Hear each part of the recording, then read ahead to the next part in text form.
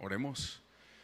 Nuestro Padre y nuestro Dios que estás en los cielos, gracias Señor porque nos has dado hoy el privilegio de ser testigos de una hermosa ceremonia matrimonial, porque tu presencia está aquí en medio de nosotros, la podemos sentir, hemos cantado alabando tu nombre porque mereces nuestra alabanza, mereces nuestra gratitud y estamos seguros Señor que esta noche, como en la noche anterior y en las noches siguientes, se manifestará tu presencia a través de la predicación de tu palabra.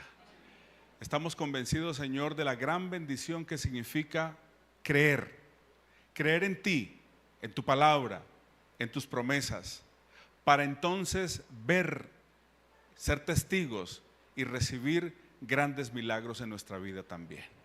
Así que, Señor, guíanos en esta noche, envía tu Santo Espíritu delante de nosotros, para que sea mi voz, pero tu palabra la que se escuche en esta noche. Amén. Amén. Pueden sentarse.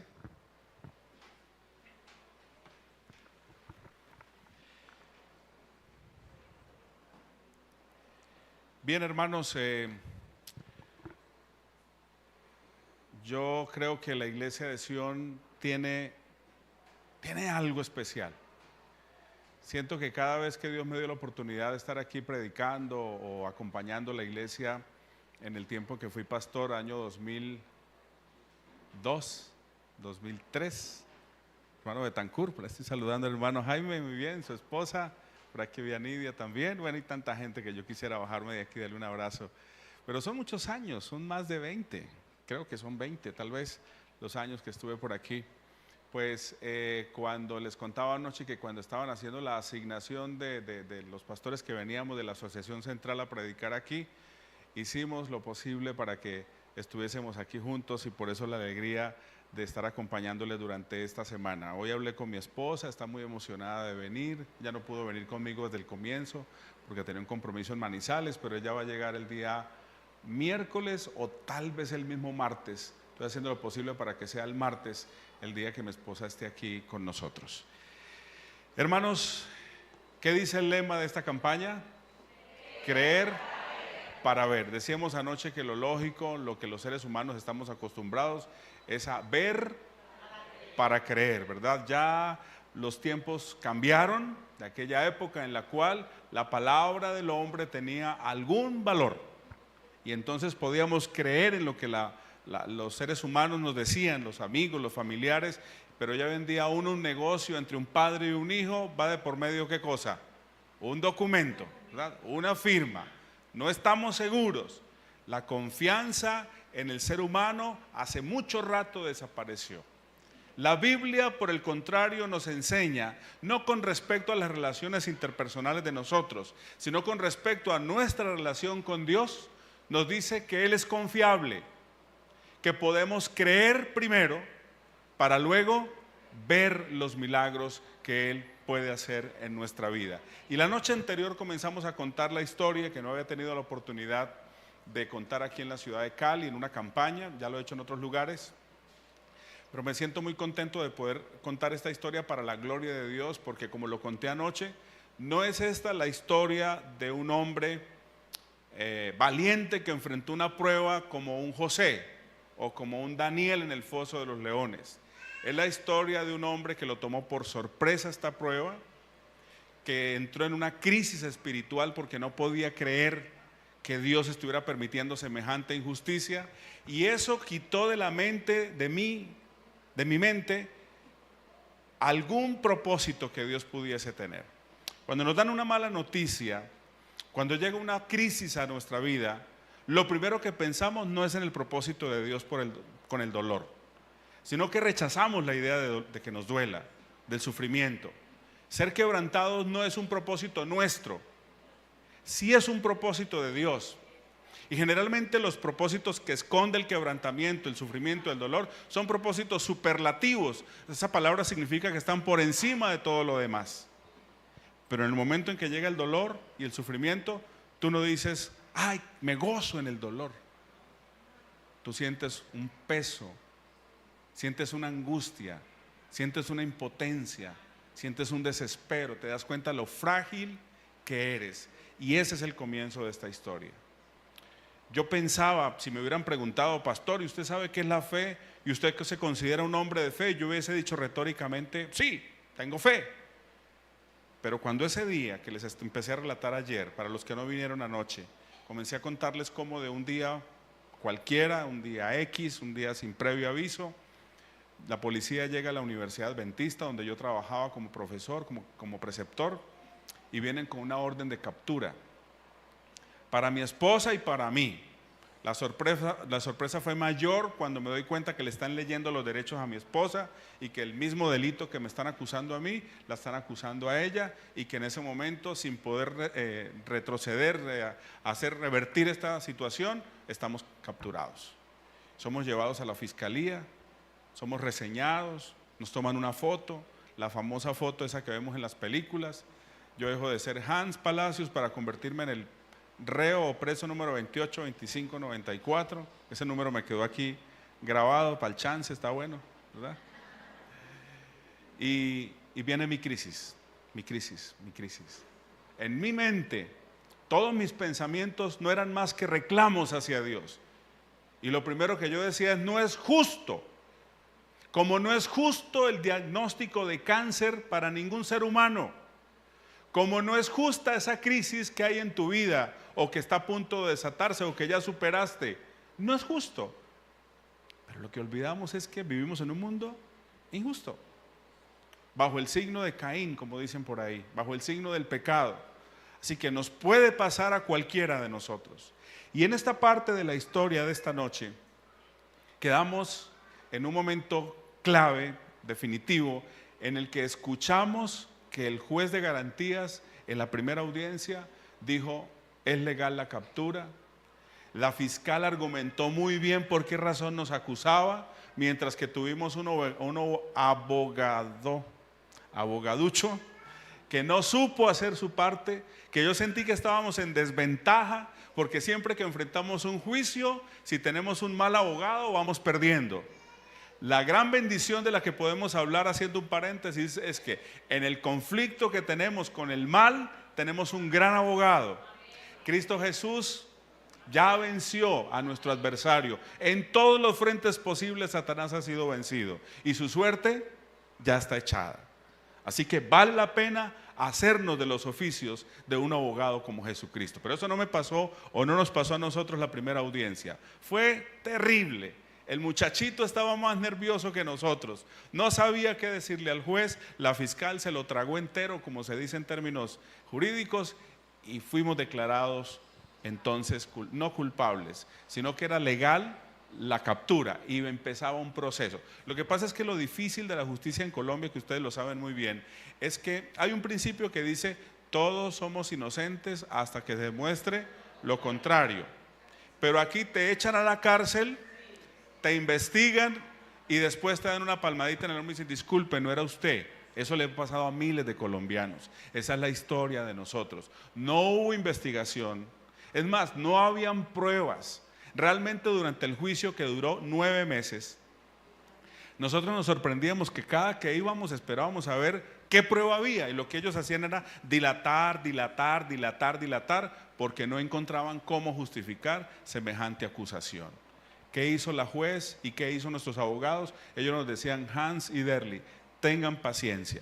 Vamos a dejar que el proceso avance hasta que la juez de manera garantista demuestre su inocencia. Y eso suena bien, pero cuando tú estás allá encerrado, tú no entiendes de paciencia y tú lo que quieres es que esa pesadilla termine ya. Así que llegó esa primera noche, hermanos, bajamos de la audiencia, llegamos a los calabozos donde estábamos. Mi esposa la pusieron en el calabozo con las damas, a mí me entraron a un calabozo con caballeros. Habían aproximadamente unas 30 y 40 personas en un salón que era como la mitad de este salón. Así que cuando yo entro, dos muchachos jóvenes recién tomados, capturados, se acercan y me comienzan a mirar de arriba abajo. Yo durante todo ese, ya eso es al final del primer día, nos habían capturado muy temprano en la mañana, así que yo tenía la ropa con la que había ido a trabajar, era un blazer, no tenía corbata, pero tenía la ropa de un profesor.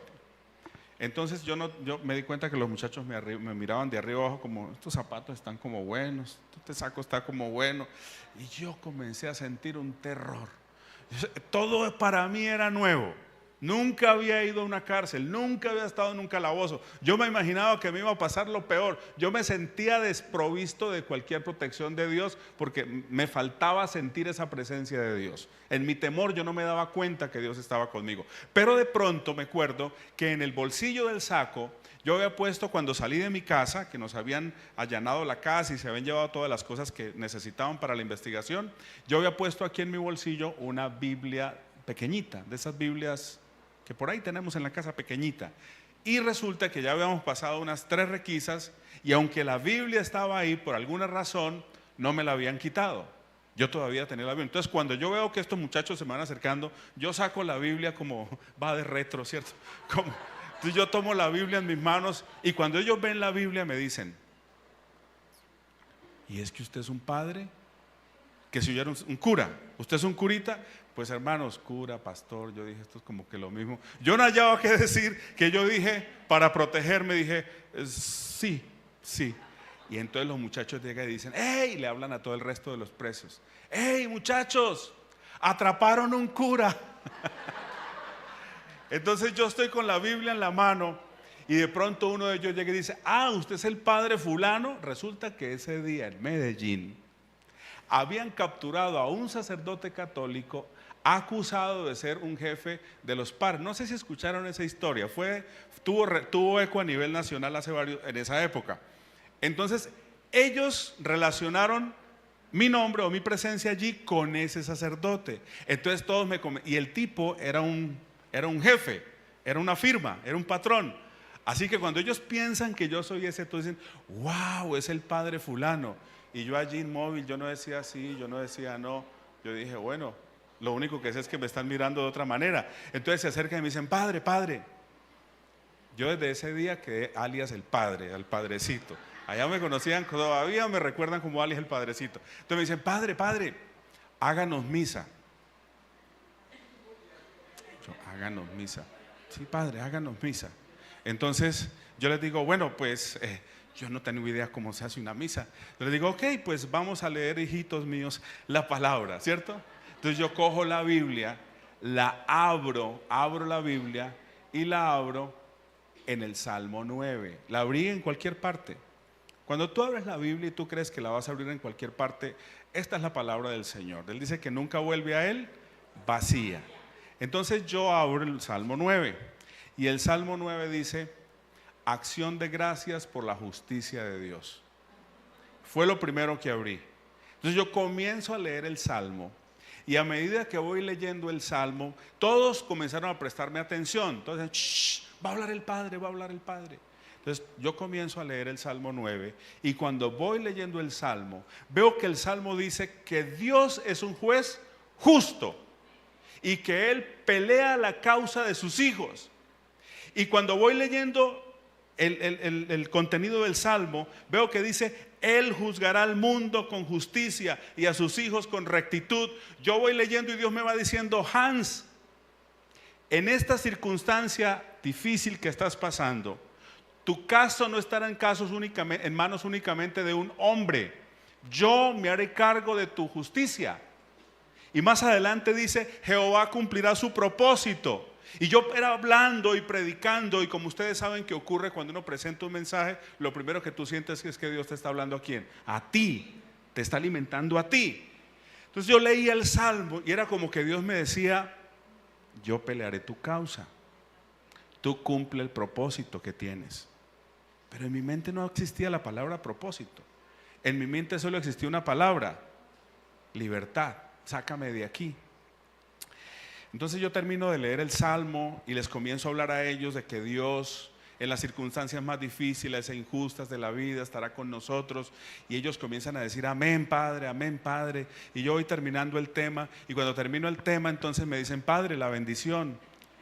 Y yo, pues yo sé que si esto lo escucha el presidente de mi asociación, yo les dije, más Dios los bendiga, hermanos, pero permítame hacer una oración. Les dije, luego de esta bendición, ¿me permitirían orar? Yo me voy a arrodillar para orar.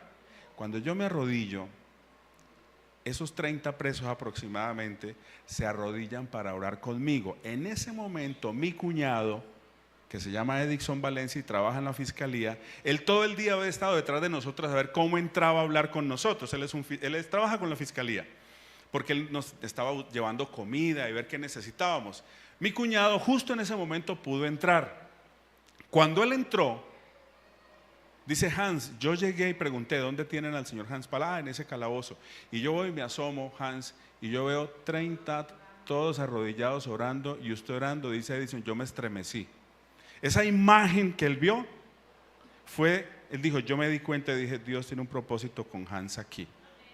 Y entonces él esperó que terminara la oración. Cuando yo terminé la oración, entonces él me habló, yo lo miré, yo me asomé a la reja, lo abracé por la reja, mi cuñado me traía una comidita, me acuerdo que me traía un pollo asado, pero yo en ese momento lo menos que quería era comer, pero mis amigos estaban allí pendientes de qué me habían traído, así que yo recuerdo que les compartí. Mi cuñado me dijo, Hans, la iglesia ya va a cambiar de abogado, ya nos dimos cuenta que eso fue por resolver así, pero mañana vas a tener un nuevo abogado, vengo a hablarte a nombre del rector, él manda a decir que tengas fe, paciencia, ya se pasó la noticia a los pastores de Colombia y ya van a comenzar a orar por ti. Yo hago un paréntesis aquí para decirle a la iglesia de Sion y a los hermanos presentes que escucharon la historia, muchas gracias por orar, hermanos, gracias.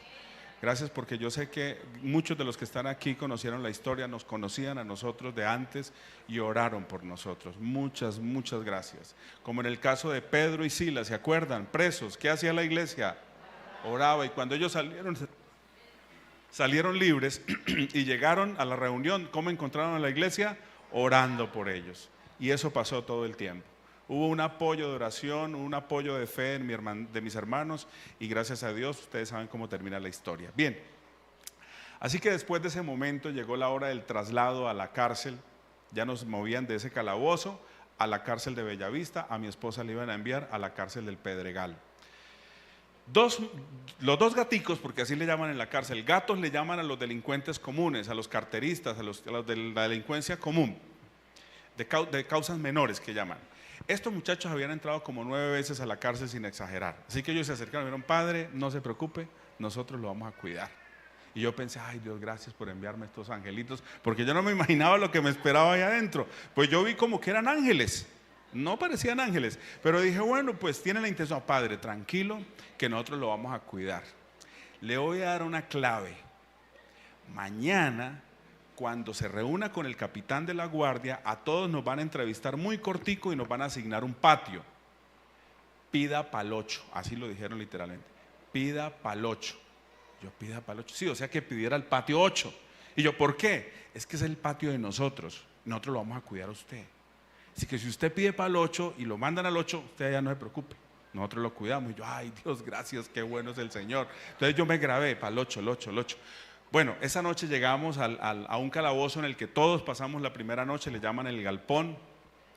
Bueno, hay más detalles que voy a tratar de ir más rápido. Llegó el siguiente día, en la mañana,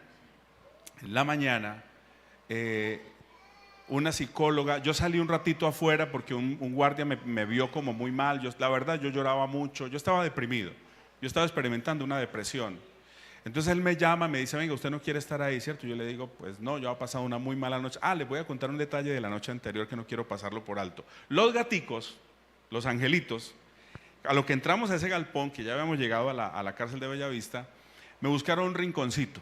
Padrecito, acuéstese aquí, que usted aquí va a estar bien. Yo me recosté en esa esquinita. Me acuerdo que me acosté boca abajo en un pedazo de colchoneta de espuma que había allí. Y comienzo a orar, pero de pronto comienzo a sentir un olor muy fuerte a maracachafa, a lo que sabemos, ¿cierto? Entonces cuando yo volteo a ver estos muchachos, aunque nos habían requisado exhaustivamente, habían logrado entrar ¿cómo se dice? Su cachito, bueno, su dosis. Entonces yo los veo y ellos me dicen, no, padre, tranquilo, o usted se quiere pegar un viajecito. Yo le dije, no me gusta. Y la verdad, los que nunca hemos fumado, el solo humo del cigarrillo nos parece insoportable. Entonces yo me digo, no padre, hágale ahí tranquilo que nosotros aquí no lo molestamos. Pues hermano, yo no sé si me pegué el viajecito o no, porque lo que sé es que me quedé dormido esa noche profundamente, porque el ambiente se puso muy pesado. Me dormí, al otro día me desperté, entonces el guardia me dice, venga, ¿se quiere hacer aquí afuera? Yo me hice afuera y pasó una psicóloga y me vio, de ahí del penal. Me dice la psicóloga, ¿le gustaría hablar conmigo mientras lo pasan a la entrevista? Yo le dije, sí, gracias. Me dijo, vamos. Me llevó a una oficina pequeñita, me senté y me dijo, cuéntame tu historia, ¿quién eres tú?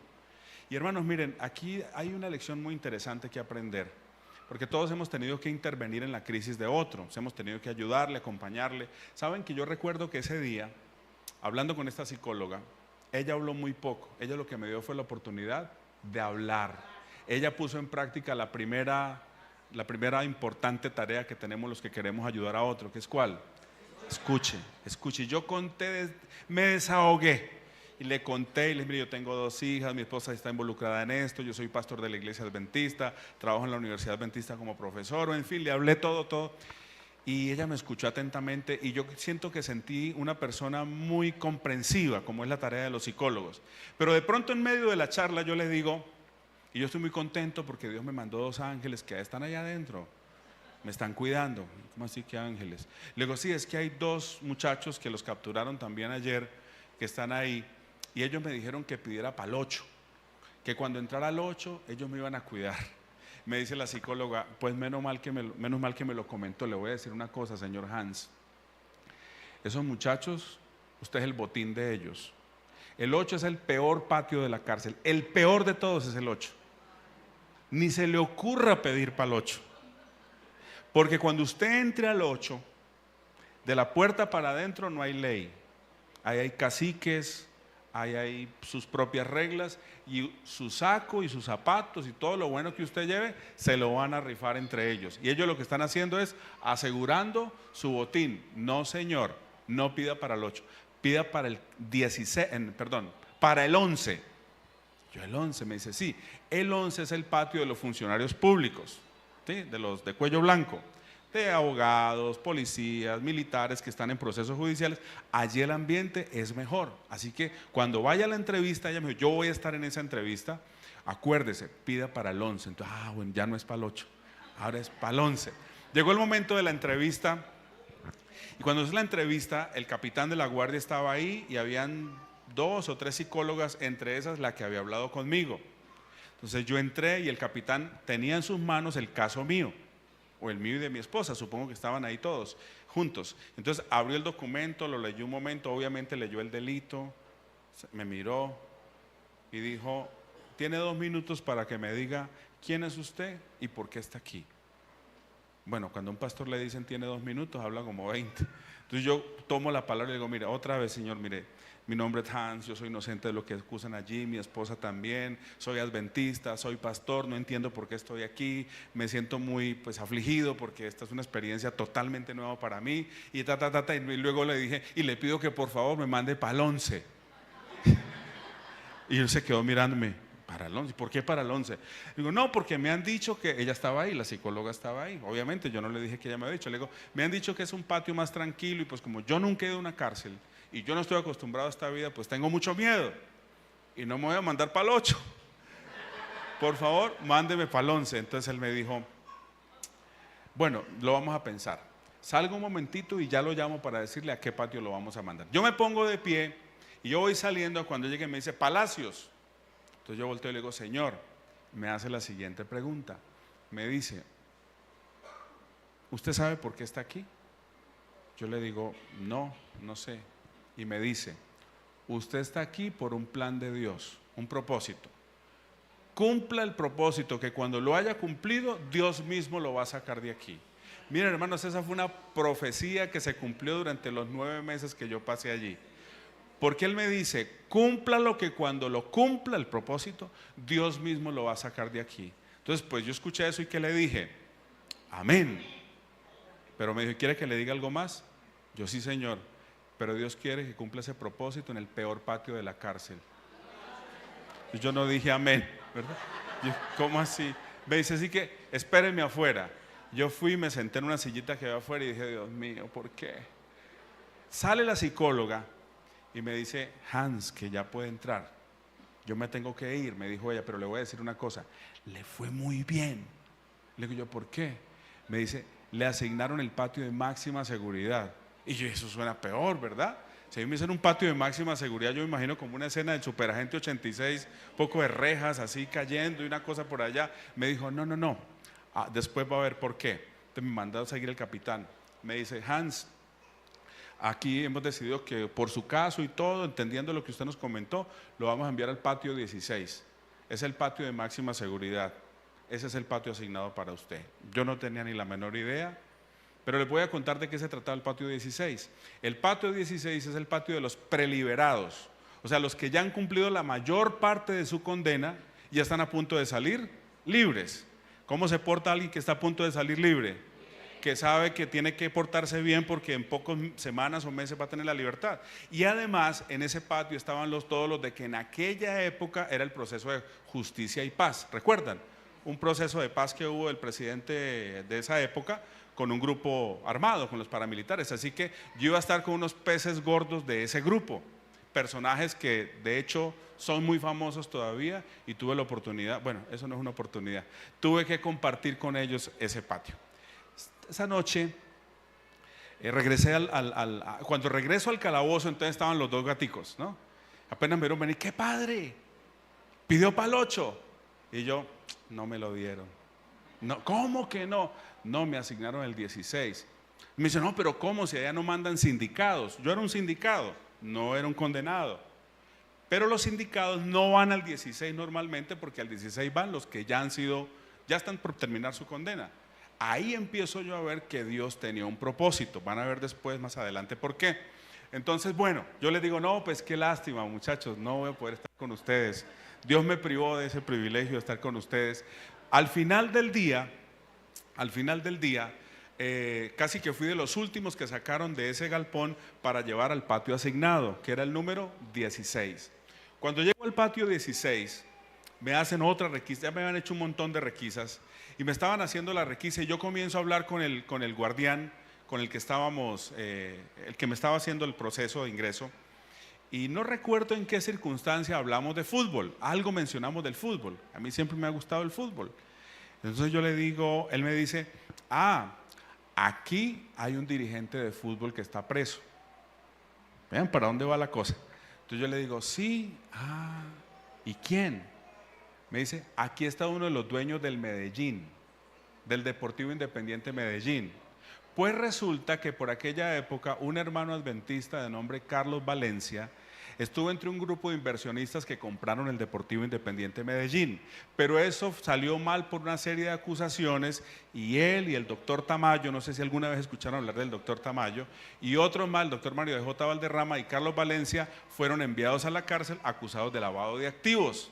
¿Quién era Carlos Valencia? Un hermano adventista, amigo mío, compañero de fútbol, su equipo y mi equipo de fútbol nos hemos enfrentado muchas veces, así que cuando él me dice Carlos Valencia, yo le digo, yo conozco a Carlos Valencia.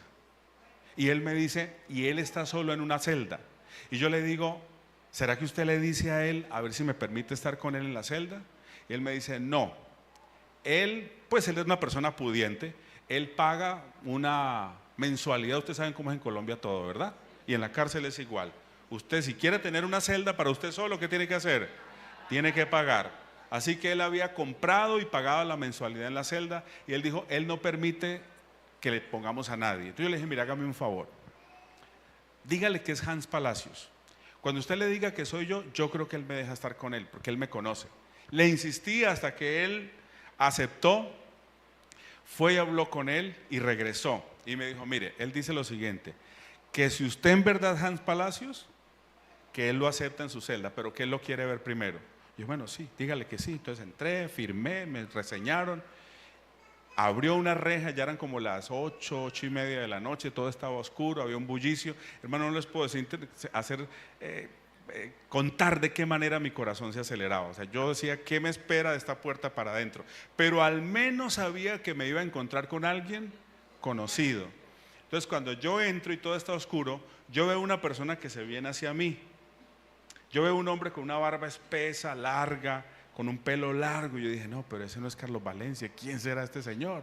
Y se me viene acercando. Yo tenía una bolsita plástica en la que transparente, en la que llevaba 2 mudas de ropa, cepillo de dientes, bueno, lo que le permiten entrar a los presos por primera vez, pero yo temblaba del miedo. Yo era encomendándome al Señor, Dios mío, cuídame, protégeme. ¿Quién es este hombre? Y se fue acercando y se quedó mirando, me llega y me dice, Hans Palacios, él habla así, es mi amigo y por eso tengo la confianza de decirlo. Entonces yo reconocí su voz y le digo yo, Carlos Valencia. Me dice, no, ahora sí se acabó el mundo, hermano. ¿Usted qué hace aquí? Le digo, yo no sé. Vea, abracé a Carlos, hermano. Lo abracé, él me abrazó y me venga, pastor, venga, entre conmigo a mi celda. Y me llevó a su celda. Oh, sorpresa cuando yo entro a la celda. Cuando yo entro, digo, ¿qué es esto? La celda tenía cama doble, televisión satelital, DirecTV, comedor, cocineta, o sea, una cocina completa pequeña, tenía baño y tenía bañera, jacuzzi. Así que yo dije, ¿pero qué es esto? Les voy a contar algo, mire, esa celda, hermanos, ese apartaestudio tiene una historia muy especial. Lo construyó un famosísimo, que por estos días está sonando en Colombia, porque lo acaban de nombrar de algo por ahí el gobierno, lo había construido con su plata para los meses que él estaba antes que lo extraditaran a los Estados Unidos. Así que él, como tenía, ustedes saben que todo se hace con plata, aún en la cárcel o donde sea, pues él construyó esa celda a su gusto. La celda pues quedó con un precio y el que la quería habitar tenía que pagar un precio. Carlos Valencia había pagado el precio por mí también. Entonces cuando yo llegué, pues Carlos me recibió y me dijo, bueno, Hans, esta va a ser su celda, bienvenido, hermano. Y yo miraba y yo decía, pero no, nada de lo que yo me imaginaba que era una celda, ¿verdad? Y no olviden este detalle, había una bañera. Ahora les voy a contar en qué se convirtió esa bañera. Entonces, bueno, yo me siento con él, me dice, ¿qué quieres comer? Y yo le digo, no, pues yo no voy a, ya era viernes, ya habían pasado 2 días, era la segunda noche. Y entonces me dice, ¿qué quiere comer? Y le digo yo, pues la verdad, yo llevo 2 días sin comer, no, pero ya tengo hambre. Entonces me dice, tengo lasaña, tengo no sé qué. Yo me acuerdo que le dije lasaña. Y fue en el microondas y me comí fue mi primera cena. Y yo dije, ya Dios me está consintiendo. Y es verdad. O sea, Dios me estaba empezando a decir, esto va a ser duro, pero yo estoy aquí. Yo te voy a cuidar. Ya Carlos Valencia significaba para mí una bendición tener a alguien conocido. Y esa noche en la conversación él me dice lo siguiente, mire Hans, yo tengo esta barba porque literalmente la tenía como hasta aquí. Y yo tengo este pelo largo porque la verdad yo pronto voy a salir libre, ya se está demostrando nuestra inocencia. Yo no quiero volver a saber nada de ninguno de estos tipos y estos tipos no saben ni que yo soy adventista. Mejor dicho, él era como de la policía secreta de Jesús, como algunos que no quieren que los identifiquen por fuera como cristianos, son de la policía secreta del Señor. Entonces él dijo, aquí nadie sabe que yo soy adventista y a mí no me interesa porque yo estoy en una crisis espiritual. Y dice Carlos, y no puedo creer que Dios me haya mandado un pastor a mi celda para levantarme el ánimo.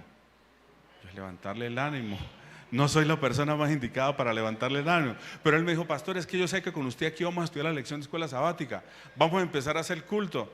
Y yo decía, sí, pero en mi mente no estaba eso de que Dios me trajo aquí por este tipo. O sea, Dios permitió todo esto para que, bueno, lo cierto fue que así lo entendía él. Él entendía que Dios me había llevado ahí con un propósito. ¿Qué rechazaba mi mente? Mi mente rechazaba la idea de un propósito. Eso no estaba en mi mente todavía. Bueno, esa noche hablamos hasta tarde. Él tenía su cama doble, pero me tendió a un ladito, en el suelo. Yo dormí en una colchoneta que él me consiguió. Recuerdo que como un mes después, con un amigo, alguien que conocía allá adentro, que trabajaba la madera, con un trípode, hice una cama para mí. Él me ayudó a hacerla, me enseñó cómo hacerla, conseguí un colchoncito y pude hacer mi cama. Y estaba cómodamente en ese lugar. Pero ¿qué pasó al siguiente día? Al siguiente día era sábado. Nos levantaron a la contada muy temprano. A todos los presos nos sacaban a las 6 de la mañana a un patio. Nos contaban para ver pues que hayamos amanecido todos, que no se hubiese volado ninguno. Volvíamos a entrar y luego nos llamaban al desayuno. Carlos no desayunaba ya y él me dijo, no tienes que ir a desayunar, aquí hacemos nuestro propio desayuno. Y yo, bueno, está bien. No había que ir ahí al McDonald's de allá. Entonces, Como a las 9 de la mañana yo empiezo a escuchar unos cantos, y yo, Entonces me dice, es un cura, él viene todos los sábados y hace misa a las 9 de la mañana.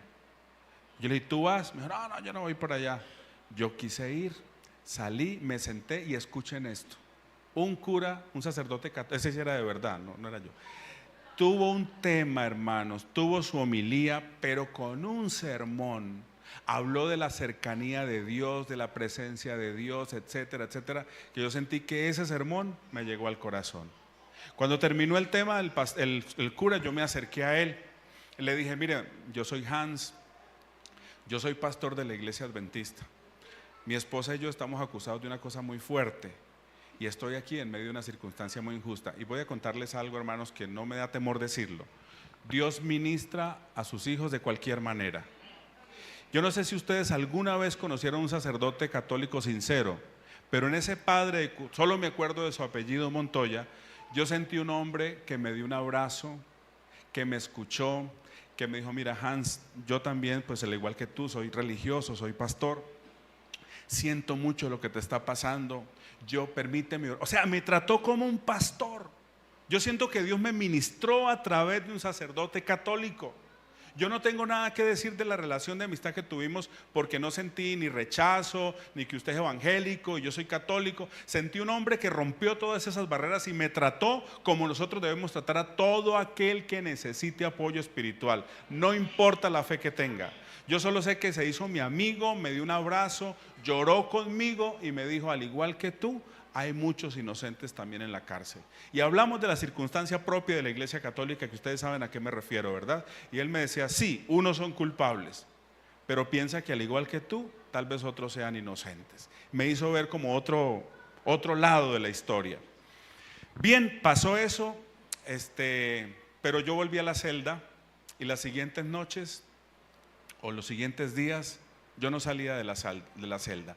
Hacía mi culto con Carlos en la mañana, pero yo comencé a experimentar una depresión. No me dejaban hablar con mi esposa, pasaron casi 5 días, yo no sabía nada de ella, yo no sabía nada de mis hijas. Finalmente me dieron un numerito para llamar a través de un teléfono público y interno, correcto, y me pude comunicar directamente con mi esposa. Pues esa primera llamada fue muy emotiva, mis primeras preguntas, ¿cómo estás? ¿Cómo te han tratado? Y miren la esposa que yo tengo, que muchos de ustedes la conocen, una mujer tranquila, una mujer equilibrada, una mujer de mucha fe. Me decía, yo estoy bien, no te preocupes. Pero hermanos, si ustedes escucharan la historia de mi esposa, bueno, ella va a venir en estos días, pero a ella no le gusta mucho contar la historia, pero la historia de mi esposa fue mucho más dura que la mía. Realmente, después de Dios, si alguien merece un reconocimiento en esta historia, es el valor de mi esposa. A mí desde ese día me empezó a ir muy bien en ese patio, pero lo que mi esposa sufrió, que después ella me lo contó, yo no lo podía creer. Pero ¿qué me decía ella? Yo estoy bien, estamos cuidados por la mano del Señor. Bueno, voy a este punto que es el central de la historia de esta noche. Esos primeros días, yo hacía mi culto con Carlos y digamos que me parecía que Dios podía tener un propósito con Carlos, pero no más. Yo no había salido a hablar con nadie. Como no tenía que salir a recibir comida, entonces yo prácticamente no hablaba con nadie, yo me la pasaba aquí. ¿Qué pasa cuando tú te aíslas? El enemigo más te hace sentir pesada la carga. Yo experimenté una cosa de la que les quiero hablar esta noche así muy brevemente, y es el tema de la depresión entre los cristianos, porque a veces creemos que eso no existe. De hecho, en la iglesia es muy difícil identificar si alguien está deprimido, porque venimos a la iglesia y ¿cómo venimos? Pues venimos a cantar, a orar, pero no sabemos lo que se esconde detrás de un rostro que aparentemente está tranquilo. La depresión entre los cristianos es un fenómeno cada día mayor. No sé si ustedes saben, pero en los últimos años a nivel mundial hemos tenido la pérdida de por lo menos 3 pastores adventistas que se han quitado la vida, que se han suicidado. Y también los índices de suicidio entre nuestros jóvenes adventistas, hablando a nivel mundial, se han elevado. ¿Por qué? Porque la depresión tiene una característica muy particular, y es que tiene cara de todo menos de depresión. O sea, la depresión más fuerte no es la que se ve, es la que se esconde. Mujeres oprimidas por sus esposos, infelices, que están llevando una carga insoportable y que están a punto de tirar la toalla. hijos maltratados por sus padres, aún abusados por sus padres. Es decir, muchas cosas se esconden detrás del rostro que traemos a la iglesia. Y la verdad es que no es fácil uno venir a la iglesia y decirle a los hermanos: hermanos, oren por mí que estoy deprimido. Esa es una confesión que no se oye en público, pero es un mal muy común. Es más común de lo que pensamos. Lo sufrió David. ¿Quién más? ¿Algún personaje de la Biblia que se acuerden? Elías, de eso vamos a predicar en unos minuticos más adelante. Ese es el título del sermón de esta noche, me estoy pasando. Jonás también. Y si ustedes me lo permiten, yo no sé si usar la palabra depresión, pero lo que sí sé es que Jesús evidenció una carga emocional muy pesada en el Getsemaní. ¿Se acuerdan? ¿Qué llegó a decir Jesús? Señor, esto está fuerte. Al Padre, si es posible, pero no sea como yo quiero, sino como tú. Entonces, en la humanidad, en la parte sensible y débil de los seres humanos, la depresión es uno de los fenómenos más comunes que existen. Entonces, yo no salía, yo no me estaba alimentando bien, y Carlos terminó como dándome aliento a mí. Por eso le decía a Carlos: no pienses que Dios me trajo aquí. Carlos era el que me levantaba el ánimo en las mañanas, y yo decía: no, mi esposa, mis hijas. Hermanos, casi perdemos los hijos que en el bienestar familiar. Gracias a Dios, afuera hubo un abogado que asumió la causa con mi suegra, que viajó del llano a Medellín. Logramos que las niñas no quedaran bajo la custodia del bienestar familiar, lo cual hubiese sido una tragedia. Lo peor que le puede pasar a un niño es en quedar bajo la custodia del bienestar familiar. Entonces, todas esas cosas eran ingredientes que me afectaban. En esa circunstancia de depresión, de no querer salir, de no querer hablar, de llorar mucho, pasa lo siguiente. Una noche yo estoy solo en la celda y yo escucho que tocan la puerta. Bueno, digo puerta porque no era una reja, era un apartaestudio, como dijo la hermana. Entonces yo abro la puerta y era un muchacho. Antes de abrir la puerta yo pregunto: ¿quién es? Carlos me enseñó a ser desconfiado. Dice: no le abro la puerta a nadie. Y yo: ¿quién es? Me dice: soy fulano. Aquí es donde vive el pastor Hans. Y yo: ¿pastor Hans? ¿Y quién sabe que yo soy pastor? Carlos era el que menos quería que nosotros dijéramos que éramos adventistas. Y yo me había contagiado como de ese espíritu de quedarme ahí quieto esperando que Dios hiciera algo. Pero viene alguien, toca la puerta y me dice: ¿está aquí el pastor Hans? Y yo le digo: ¿y para qué? Dice: es que vengo para que él ore por mí. Me van a decirle: yo también necesito que alguien venga y ore por mí. Entonces yo abro la puerta y veo un hombre delgado, con su estómago inflamado. Yo recuerdo que tenía el estómago, era bien flaco, pero su estómago inflamado, demacrado, y la verdad hasta maloliente. Un hombre en una situación deplorable. Y me dice: ¿usted es el pastor Hans? Y yo digo: sí, vengo para que ore por mí. Yo digo: siga, siéntese. Se sentó en el comedor. Yo saqué mi Biblia y entendí que tenía una misión. La primera misión de la cárcel. La primera misión yo no la busqué. La primera misión, Dios me dijo: como no has salido de tu cueva, yo te voy a mandar a alguien a la cueva para que veas que aquí hay gente peor que tú, porque no se trata de ti. Ese es un sermón que vamos a predicar un poco más adelante. Siempre creemos que se trata de nosotros, y no se trata de nosotros, se trata de la gloria de Dios. Y eso lo empecé a entender esa noche, porque el tipo me comienza a contar su historia. Me dice: soy acusado de tal delito. ¿Saben de qué delito? Del mismo que me acusaban a mí. Me abandonó mi familia, me abandonó mi esposa y mis hijos. Solo me visita mi madre una vez al mes, que es una anciana de más de 60 años, 70 años.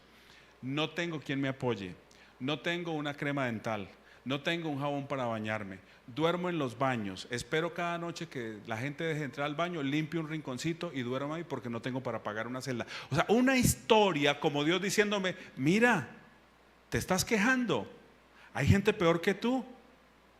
Entonces, mientras él cuenta la historia, yo voy cobrando la dimensión de lo que hay por hacer. Y luego él me dice: si usted es pastor, usted me tiene que ayudar.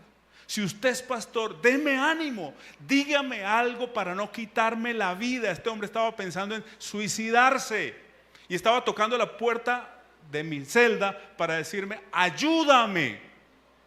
Pues hermanos, yo abro la Biblia, Salmo 103, Salmo 24, Salmo 20, comienzo a hablar y hablar. Y cuando yo le comienzo a él a hablar y a mostrar el amor, el poder de Dios, la cercanía de Dios, ¿qué está pasando? También Dios me está hablando a mí. ¿Te estás escuchando, Hans?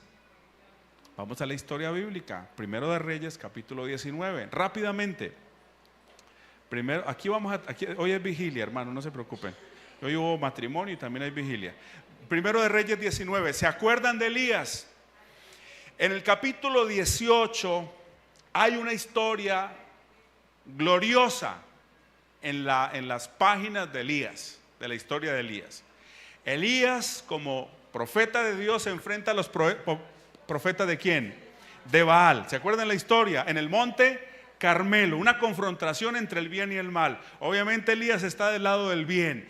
A los profetas de Baal todo les sale mal. Pero entonces viene la intervención de Elías, que levantando las manos al cielo, ¿qué pide Elías? Que el fuego consuma el holocausto. Todo lleno de ¿qué? De agua. No había posibilidades humanas de que hubiera fuego. Y Dios hizo descender fuego del cielo por la oración de Elías. Un hombre que ve el resultado de la oración de fe y que delante de miles de testigos Dios se glorifica. Pero al siguiente día pasa lo siguiente. Versículo 1 del capítulo 19. Acab dijo a Jezabel la noticia de todo lo que Elías había hecho y de cómo había matado a espada a todos los profetas. Entonces envió Jezabel a Elías un mensajero para decirle: traigan los dioses sobre mí el peor de los castigos, si mañana a estas horas no he puesto tu persona como la de uno de ellos. ¿Una amenaza de qué?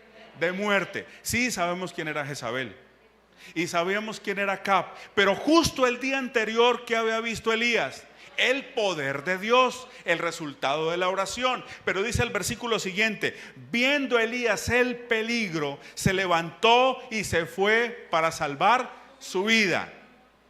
¿Cómo entender la manera tan contradictoria de un día al otro? Un día orando para que descienda fuego y otro día huyendo cobardemente por temor a Jezabel.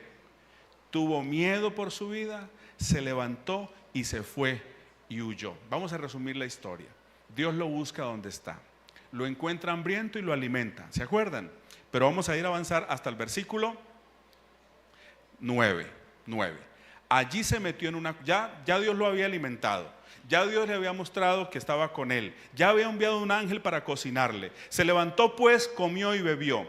Fortalecido con aquella comida, anduvo 40 días y 40 noches hasta Horeb, el monte de Dios. Pero allí se metió en una cueva. El problema de Elías era que no salía de una cueva. Salía de una cueva y entraba a la otra. Y tal vez le predicamos esta noche a un joven, a un adulto, a una persona que vive de cueva en cueva, que no sale de la frustración, que no sale del desengaño, que no sale de la impotencia, que está deprimido, su rostro no lo demuestra, viene a la iglesia, canta, ora, pero sabe que su vida está como en una cueva y no halla la salida. Y así parecía que estaba Elías.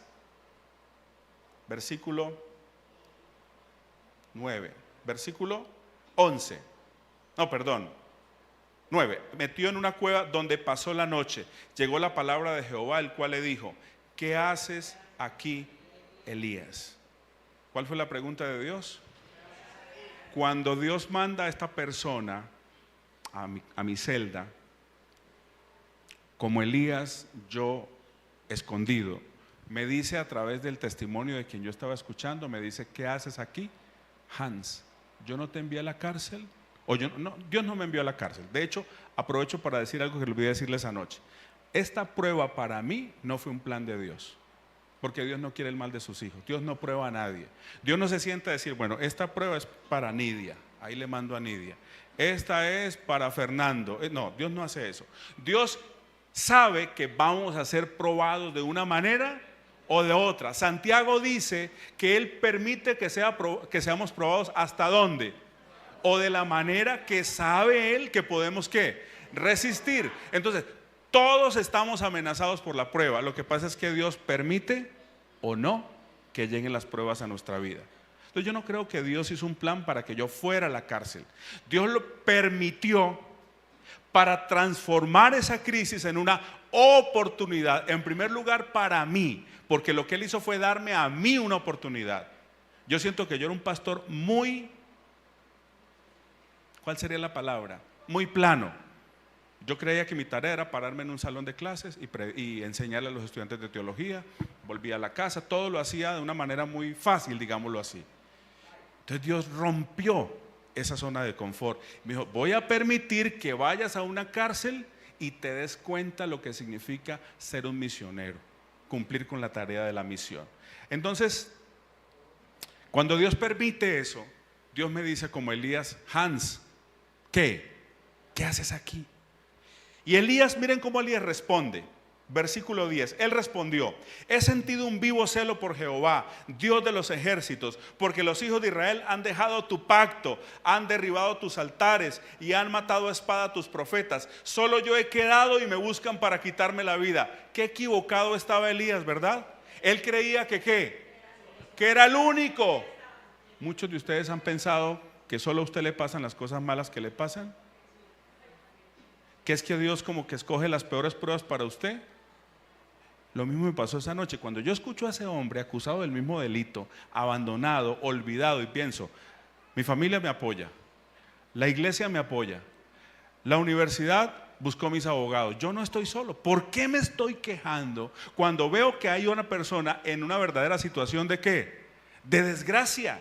Entonces Elías saca de su mente los argumentos para justificar su depresión, porque eso es lo que pasa con la depresión. La depresión es algo que autojustificamos. Es que yo estoy así porque mire lo que me pasa. Pobre, lo que llaman los psicólogos conmiseración o autocompasión, ¿verdad? El Señor le dice, sal fuera y ponte en el monte delante de Jehová. En ese momento pasaba Jehová, y un viento grande y poderoso rompía los montes y quebraba las peñas delante de Jehová. Pero Jehová no estaba en el viento. ¿Están conmigo? Estamos en el versículo 11. Tras el viento hubo un terremoto, pero Jehová, repitan, no estaba en el terremoto. Tras el terremoto hubo un fuego, pero Jehová no estaba en el fuego. Y tras el fuego se escuchó un silbo apacible y delicado. Cuando Elías lo oyó, se cubrió el rostro con el manto, salió y se puso a la puerta de la cueva. Entonces le llegó una voz que le decía, ¿qué haces aquí, Elías? Y uno pensaría, bueno, ya Elías ya cambió su manera de pensar, pero dice, he sentido un vivo celo por Jehová, Dios de los ejércitos, porque los hijos de Israel han dejado su pacto, han derribado tus altares, han matado a espada a tus profetas. Solo yo he quedado y me buscan para quitarme la vida. Pero miren lo que dice a continuación. Jehová le dijo, ve, vuelve por el mismo camino hacia el desierto de Damasco, y le pone una misión. Y vamos a dejar ahí la historia. ¿Qué es lo que está haciendo Dios? Cuando una persona está deprimida, está encerrada en sí mismo, está enfocada en sus propias falencias, debilidades, ¿qué necesita? Una tarea, una misión, salir de allí. Que alguien le desenfoque de mirarse a dónde, a sí mismo. Pero antes de esa parte yo quiero que noten lo que pasó en la manera como Dios se manifestó. Hubo un terremoto, no estuvo en el terremoto, ¿verdad? Ni en la tormenta, ni en el fuego, ni en los portentos. ¿Dónde reconoció Elías la presencia de Dios? ¿Qué es un silbo apacible? Un susurro, ¿verdad? Yo les pregunto algo. Si ustedes escuchan el grito de una persona, ¿es porque la persona está ¿dónde? ¿Cerca o lejos? Está lejos. Pero si ustedes lo sienten en un silbo apacible, ¿dónde está la persona? ¿Qué le estaba diciendo Dios a Elías? Yo estoy cerca de ti. Tú viniste esta noche a esta conferencia a creer para ver, porque Dios te dice, ¿crees que yo estoy lejos? Yo estoy más cerca de lo que te imaginas. Y Elías se da cuenta y sale y se pone a la puerta de la cueva. Y aunque tiene más excusas, Dios le dice, tengo una tarea para ti, devuélvete al camino. Esa noche, hermanos, esa noche, yo despido a este hombre con una oración. Y cuando él se va y yo cierro la puerta y me quedo solo, yo entiendo que Dios me está diciendo, no tienes que quedarte aquí encerrado. Yo compartía el patio con 180, 190 presos. Hay por lo menos 190 personas que necesitan oír mi palabra. No te quedes en esta cueva.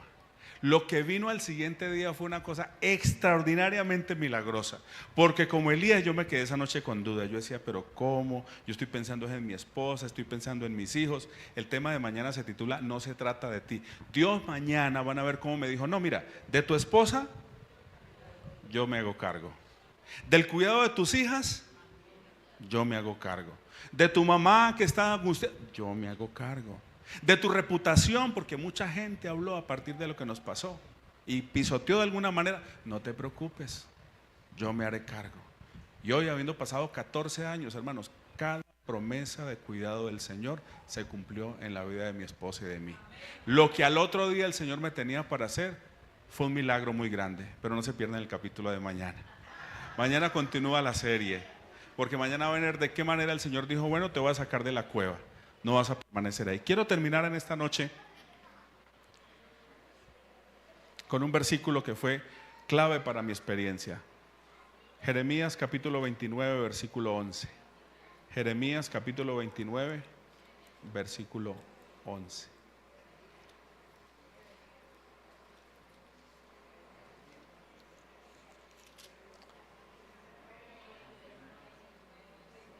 Jeremías 29, 11. Porque yo sé los pensamientos que tengo acerca de vosotros, dice Jehová, pensamientos de paz y no de mal, para daros el fin que esperáis. ¿Qué fin esperamos? ¿Qué buscamos? ¿Por qué estamos aquí? ¿Por qué aceptamos la invitación de venir a la iglesia esta noche? ¿Qué nos trae aquí? La salvación, ¿verdad?